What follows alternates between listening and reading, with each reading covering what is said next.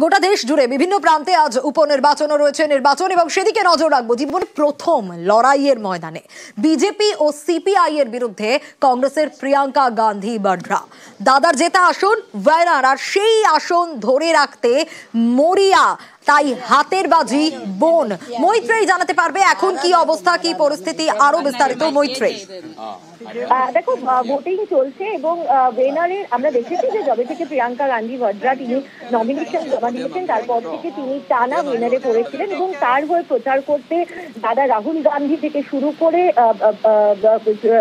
কংগ্রেসের সমস্ত হু তারা প্রত্যেকে ওখানে উপস্থিত ছিলেন। মল্লিকার্জুন খাড়গে প্রত্যেকে তাদের হয়ে প্রচার করেছেন এবং আজকে সকালেও রাহুল গান্ধী তিনি একটি টুইট করে তিনি জানিয়েছেন যে তিনি তার বোনকে জেতানোর জন্য ওয়েনারবাসী যাদেরকে তিনি তাদের পরিবার বলে মনে করেন, অর্থাৎ রাহুল গান্ধী যে নিজের পরিবার বলে মনে করেন সেখানেই তার বোন আগে প্রতিনিধিত্ব করছে, ফলে তার বোনকে পার্লামেন্টে জিতিয়ে আনার জন্য এবং অত্যন্ত ভালো পার্লামেন্টেরিয়ান তিনি তৈরি হবেন সেই আশ্বাস দিয়ে আবারও ভোট প্রার্থনা করেছেন। এবং গত কয়েকদিন ধরেই আমরা দেখেছি যবে থেকে নমিনেশন জমা দিয়েছেন প্রিয়াঙ্কা গান্ধী বাড্রা, তিনি একদিকে যেমন সাধারণ মানুষের কাছে পৌঁছে গিয়েছেন, ইউথের কাছে পৌঁছে গিয়েছেন এবং একই সঙ্গে ওয়েনারবাসীর পাশে থাকার এবং একজন পার্লামেন্টেরিয়ান হিসেবে তাদেরকে পুরো সময় দেওয়ার সেই আশ্বাসটা দিয়েছেন। ফলে এখন দেখার যে রাহুল গান্ধীর ছেড়ে যাওয়া সেই আসনে প্রিয়াঙ্কা গান্ধী বাড্রাকে ওয়েনারের মানুষ কতটা গ্রহণ করে এবং একই সঙ্গে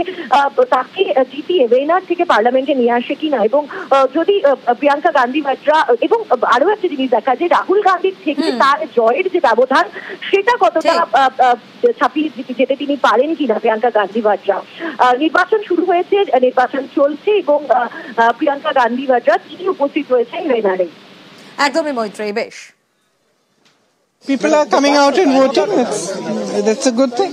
Look, I just hope that today everybody comes out and exercises their democratic right. I think it's the greatest strength that the Constitution has given people, and they should use it well.